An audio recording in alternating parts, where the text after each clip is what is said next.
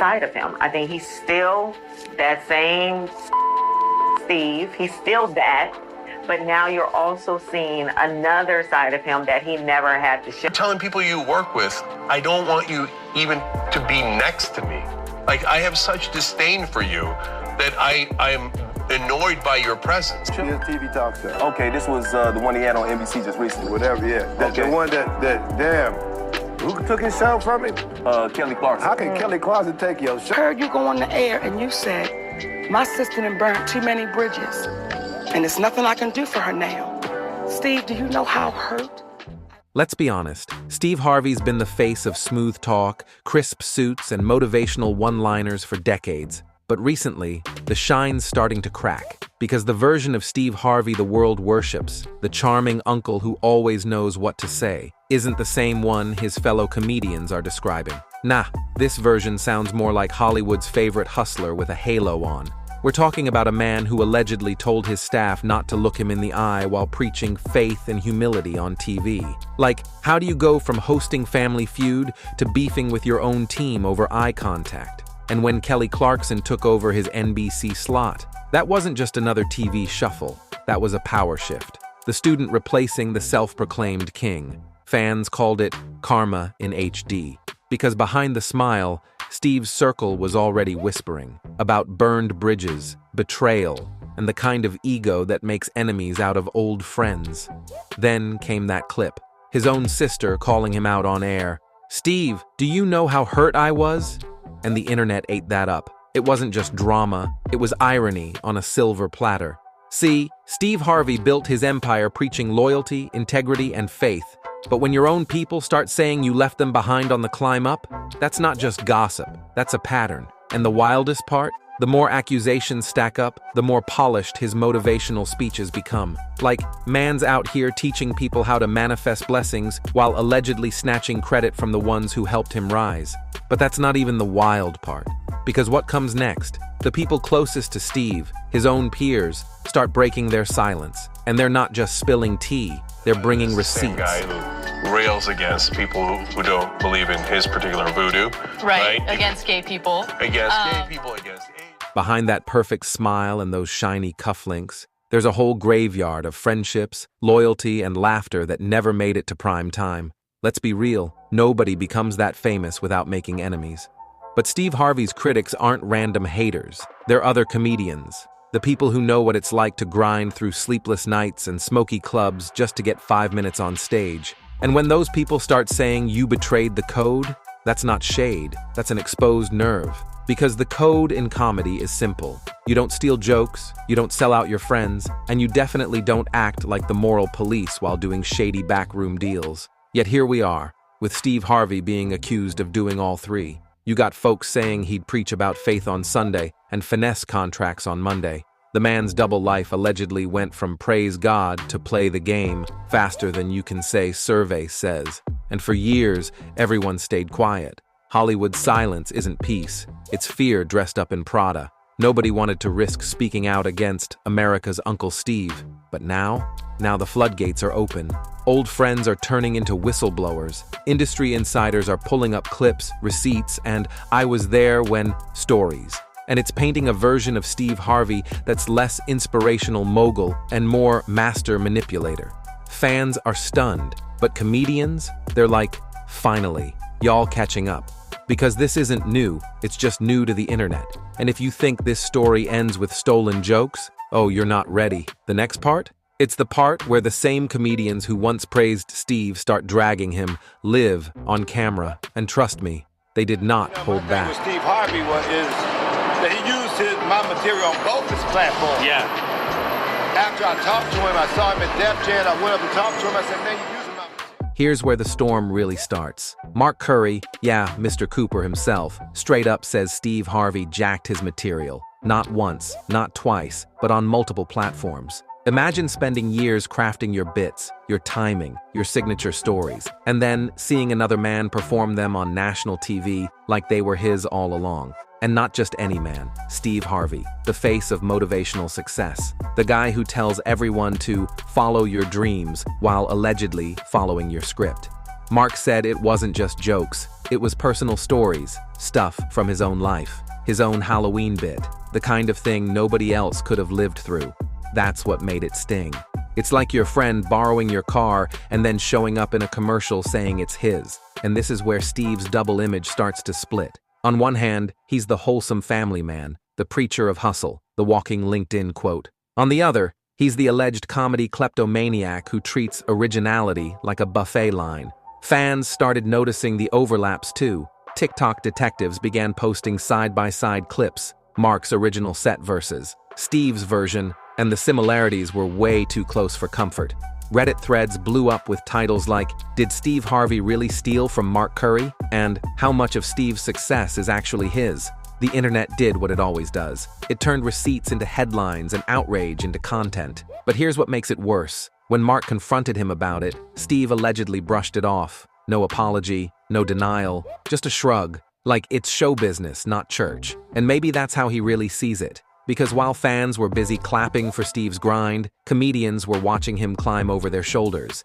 But that's not even where the real betrayal begins. Because once you open the door on Steve's early comedy years, you start seeing names like Bernie Mac, Monique, and Cat Williams show up in the same story. And what they say next? It changes everything. Steve Harvey telling people he used to be homeless. That's my story. That's not his story. Steve Harvey wasn't never homeless. When Mark Curry was touring with him 25 years ago, he was making $3,000 a show in cash and doing 5 shows a week. They just tell the stories. Thanks to my wife, I'm where I am. You said that about the first wife. You forget that? You told us it was her. Then you went and married somebody else that think like a man. Like, what are you talking about? They think they can rewrite history. Now, this is where the story gets heavy. Because once Bernie Mac's name enters the conversation, things stop feeling like gossip and start feeling like a confession that's been waiting decades to come out. See, Bernie wasn't just another comedian. He was the heartbeat of the kings of comedy. Real, raw, unfiltered. The man could make a room full of strangers feel like family. But behind that historic tour, behind the sold-out arenas and the laughter, there was tension. And at the center of it all, Steve Harvey. According to multiple people close to Bernie, things started shifting when fame and money got involved. There were whispers that Steve was trying to position himself as the face of the Kings, pulling moves behind the scenes, bookings, interviews, even management decisions that rubbed Bernie the wrong way. The brotherhood that started with respect slowly turned into rivalry, and when Bernie started calling it out, the industry suddenly got quiet on him. Too quiet. People claim Steve used his connections to paint Bernie as difficult to work with. Some say that's why Bernie started getting fewer offers, while Steve's star kept rising. Now, nobody's saying Steve caused Bernie's downfall, but you can't ignore how one man's career skyrocketed, while another's was being quietly boxed out of the same spaces. Even DL Hughley and Cedric the Entertainer hinted that something went off the rails, that the bond between those kings wasn't what it seemed. The part that still hurts fans today? When Bernie passed away, people expected Steve to be the loudest voice honoring him. But when you look back at that period, the silence, it said a lot more than words ever could. And that's why, when comedians speak on this now, there's emotion behind it. It's not jealousy, it's pain. It's watching one of their own rise to the top while others were left in the shadows. So when you hear people say, Steve Harvey ain't who you think he is, it's not random hate. It's a story written in backstage whispers, broken trust, and the ghosts of what comedy used to be. But this rabbit hole goes even deeper, because it's not just Bernie, it's Monique, it's Cat Williams, it's every comedian who called out the game and paid the price for doing it. And Steve, he was right there every time. Bernie said in the GQ article that when he got Ocean's 11, Steve had reached out to the producer and said he thought he would be a better fit and tried to get the parts and blah, blah, blah. And that was... Now, we enter the Monique chapter, the part that made millions of fans question everything they thought they knew about Steve Harvey. If you've been following comedy for a while, you know Monique isn't one to bite her tongue. She's outspoken, passionate, and unfiltered. But when she called out Hollywood for blackballing her, Steve wasn't on her side. And that's where the irony hits hard.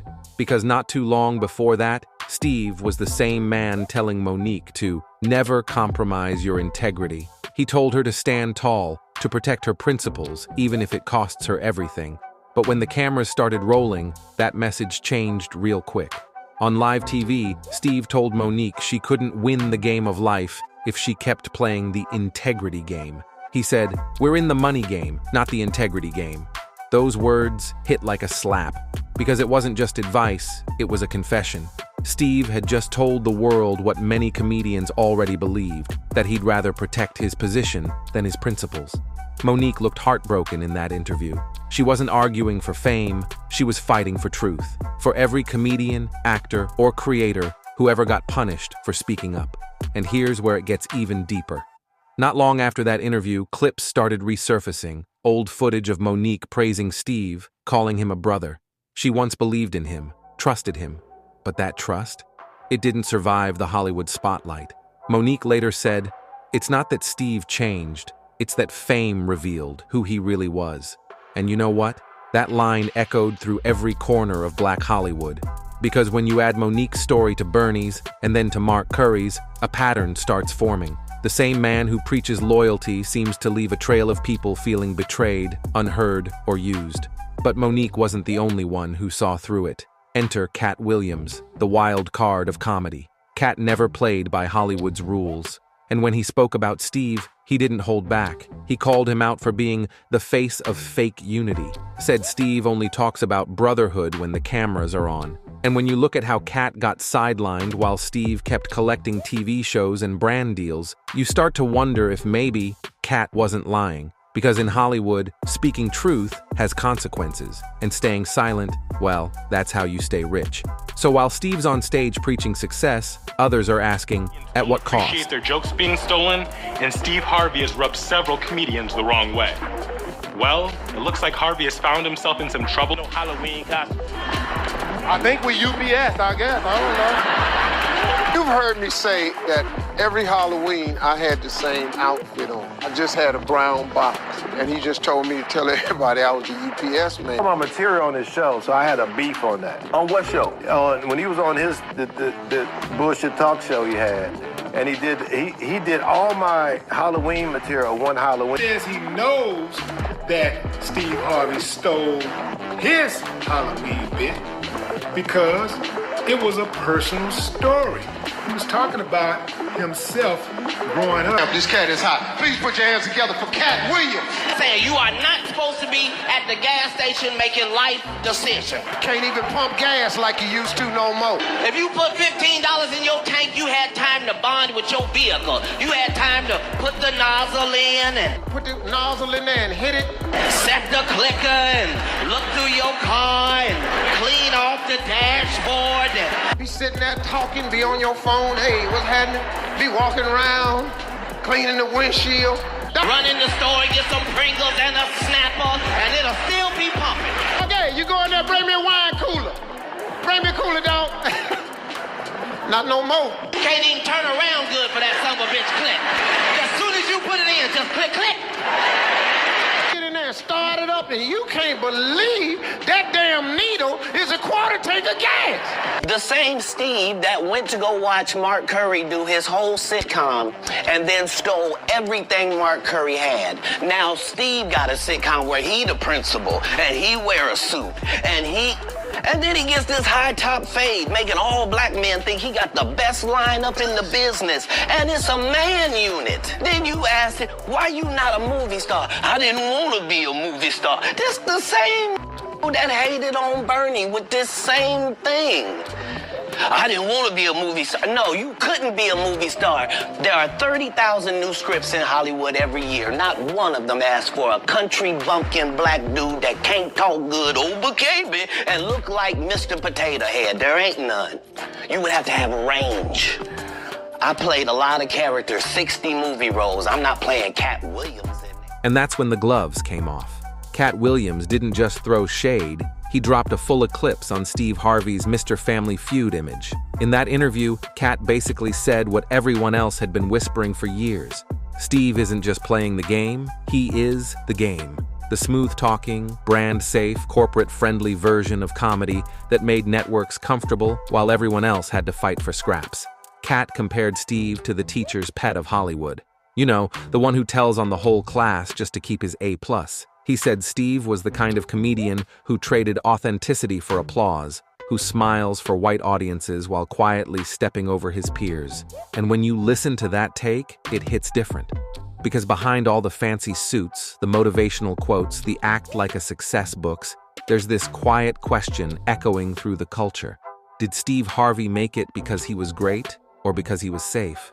Now, of course, Steve has never directly responded to Kat's comments. Not once, but the silence, it says a lot, especially when you notice how anyone who's ever challenged Steve, Mark Curry, Monique, Bernie Mac, somehow ends up pushed out of the spotlight. Meanwhile, Steve keeps landing bigger deals, cleaner headlines, and more primetime slots.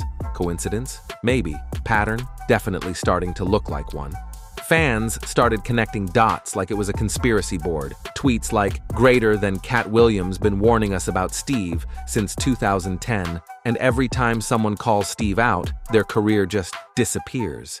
The narrative flipped. Steve wasn't the underdog anymore. He was the system. But here's where the internet really went wild. Old footage resurfaced from the original Kings of Comedy, where Bernie Mac allegedly looked uncomfortable backstage while Steve was talking.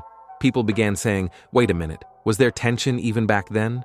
Because if Kat was right, that would explain why so many legends who stood beside Steve didn't stay there for long. But that's not even the craziest part, because just when everyone thought the accusations had peaked, a forgotten interview clip of Bernie Mac reappeared. And what Bernie said about Steve, let's just say, it was cold. We going through something, we'll call each other because we feel for each other, because we know the real person. Right, yeah. I know they lying about you online. I know that podcast is bullshit. Hanging that dog, don't pay no attention to that. Yeah. Because, you know, and look, man, just because you can talk smooth without saying, it don't mean you ain't lying.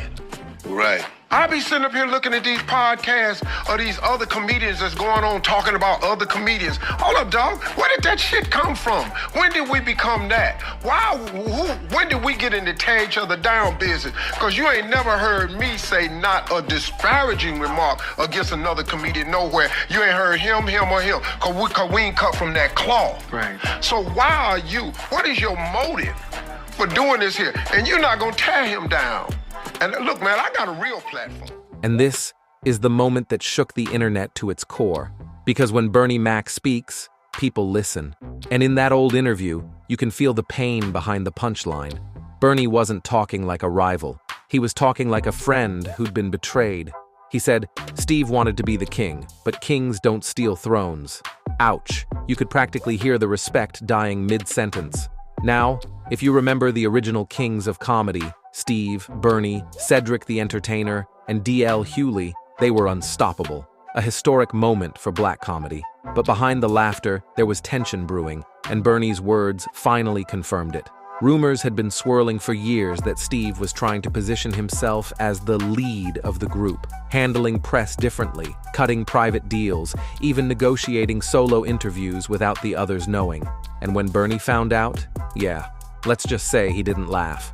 Fast forward a few years, Bernie's career kept growing on his own terms, while Steve's shifted toward talk shows, endorsements, and polished family-friendly fame. Different lanes, sure, but the energy between them was never the same again. Fans have since unearthed even more receipts. Old press tours where Bernie looked uneasy, awards shows where Steve didn't mention him, interviews where Bernie's name mysteriously vanished from Steve's praise list. TikTok edits started popping up with captions like, "Greater than Bernie saw through him early broken heart," and Steve wanted the spotlight more than the legacy. Even DL Hughley once hinted there was ego tension behind the scenes, but never said names. Until now, Bernie's old interview filled in the silence. And what's wild is, Steve's response to Bernie's passing years later was complicated. Yes, he said kind words, but fans noticed he focused more on himself than Bernie. Lines like, "He taught me a lot about how to carry myself." Beautiful on the surface, but kinda self-centered when you listen twice. And that brings up the biggest contradiction of all. How does the man who preaches loyalty and gratitude keep falling out with the very people who built him up? Maybe Bernie's right. Maybe Steve didn't want to be part of the kingdom. Maybe he wanted to own it. But if that's true, Then the next clip, the one DL Hughley just dropped, might be the final confirmation that Steve's good guy act was just that, an act. Third marriage. His third wife was mistress to his second wife. He got it. Everybody thinks Steve Harvey some stand-up man. No, I'm a kiss. No girl who owned TV One. He used to kiss her. He had the radio show out here. It was hot. We had the Steve Harvey show, so we had a national TV show. Bernie Mac was the hit comedian at the time, and then DL was hot. He had a TV. But the first year we did it, it was just me, Bernie, and Steve. Right. And Steve closed. You did the first part, and then the second part. I think, of course, that was, definitely a contributing circumstance. But I was like me, like Oprah, Tyler, Lee Daniels. And I gotta put my brother Steve on the list. Y'all knew I was not wrong. Love every time, had him on my shoulder time. But if you're gonna do another stick, just tell the brother that you're sticking with. Dog, I'm gonna be dogging you.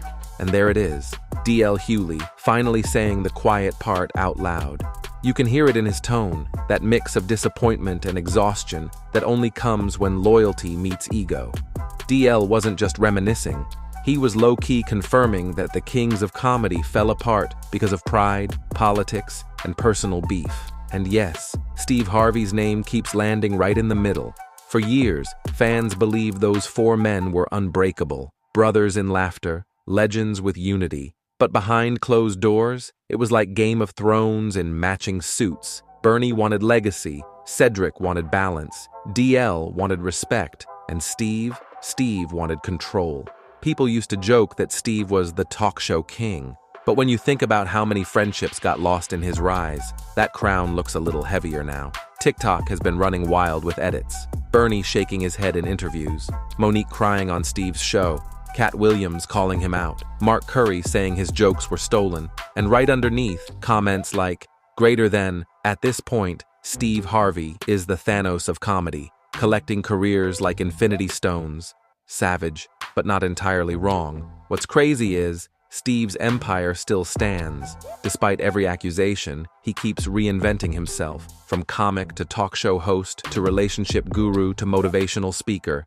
He's like Hollywood's Teflon man, nothing sticks for long. But here's the catch. In 2025, the internet never forgets. Receipts resurface. Old interviews go viral overnight. One tweet, one clip, one forgotten quote, and suddenly, your polished image cracks wide open. So when DL says things got messy, he's not exaggerating. He's summarizing 2 decades of quiet tension and unspoken resentment, a story that stretches from Def Comedy Jam to the Miss Universe stage.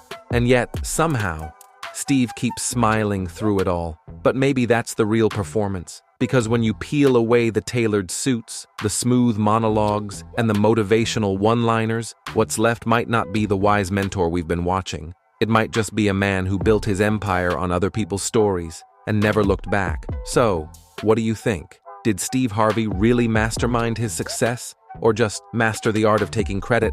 Is he a hustler who played the system? Or the system itself?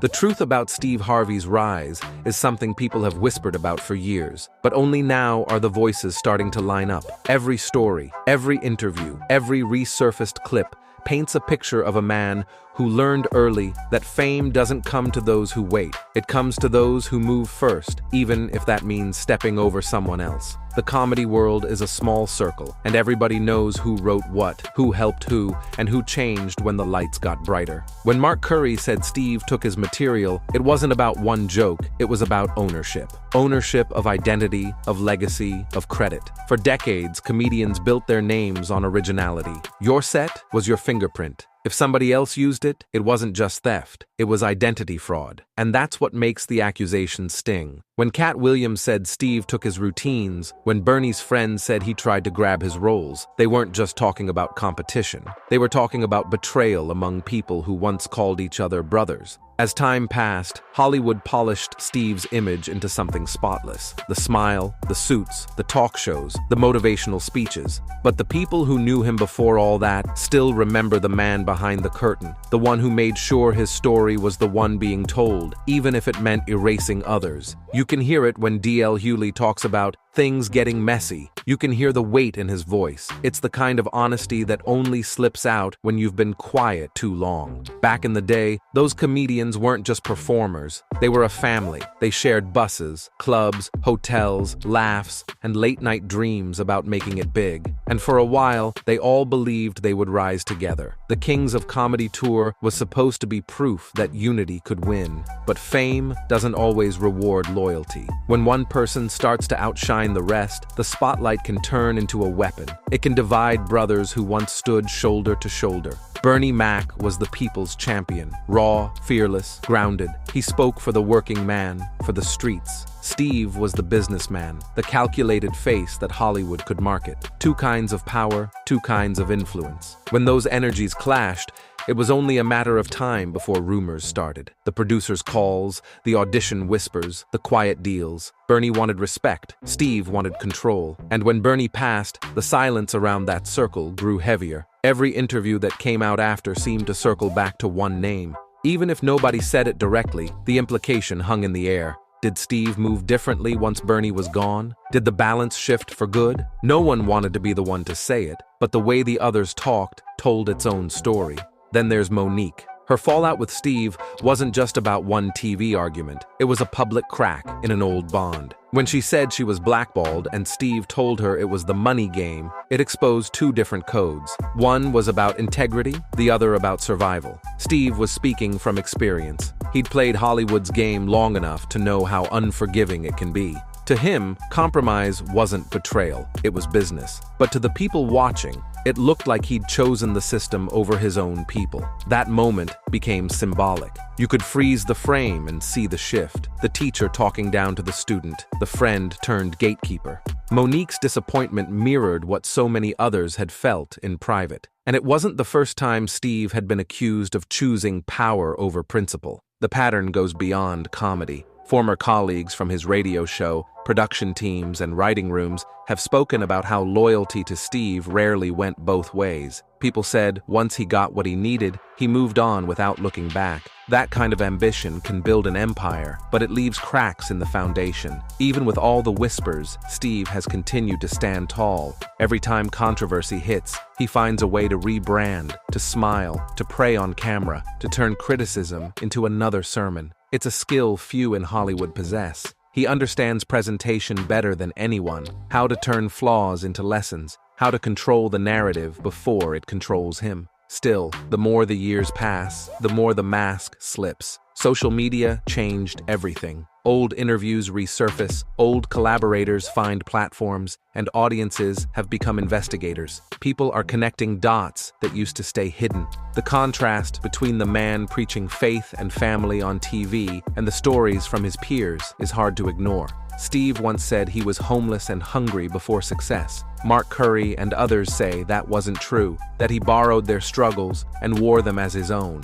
In storytelling, truth matters, and in comedy, it's everything. If your pain isn't real, your punchline loses weight. That's why these claims hit so deep. They challenge not just his career, but his entire identity as a self-made man.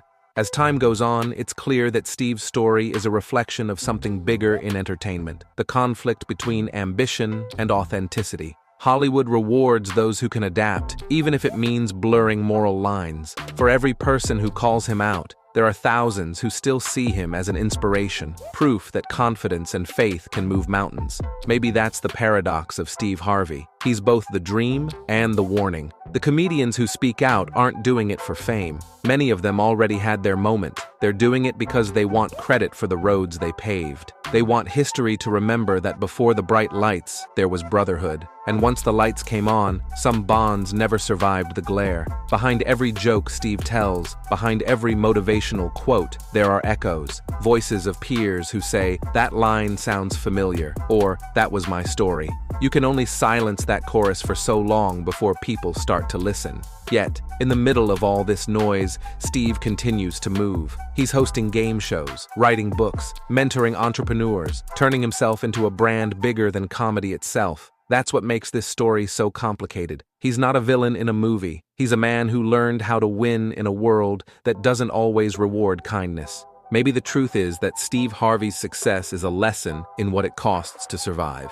Every friendship, every joke, every deal becomes a transaction. You give up a little piece of yourself to stay on top. And for those who once stood beside him, watching from the sidelines, that success is both impressive and painful to witness. In the end, the story of Steve Harvey isn't about jokes or television ratings. It's about the line between ambition and exploitation, between growth and greed. It's about what happens when you climb so high that the people who helped you up can no longer reach you. The laughter that built his empire may have come from shared struggle, but the silence that surrounds him now speaks louder. Because when the cameras turn off and the applause fades, what remains isn't the jokes, it's the relationships, the legacy, and the truth that can't stay buried forever. This isn't about cancel culture or envy, it's about accountability. It's about how success stories are written, who gets to tell them, and whose names get erased in the process. Steve Harvey may never answer every accusation, but the stories from those who knew him before the fame are already doing the talking. And that's the reality of the entertainment world. For every star shining under the spotlight, there's a shadow cast behind them. Some learn to live with it, others pretend it's not there. But eventually, the light shifts, and the shadow shows itself for what it is. Maybe Steve Harvey will address it one day, or maybe he'll keep smiling, preaching, and moving forward like he always does. Either way, the conversation around him isn't going away. It's part of his legacy now, a reminder that no matter how high you rise, the truth has a way of catching up. And perhaps that's the ultimate punchline of his story. The audience may laugh, the critics may debate, but time always delivers the final set.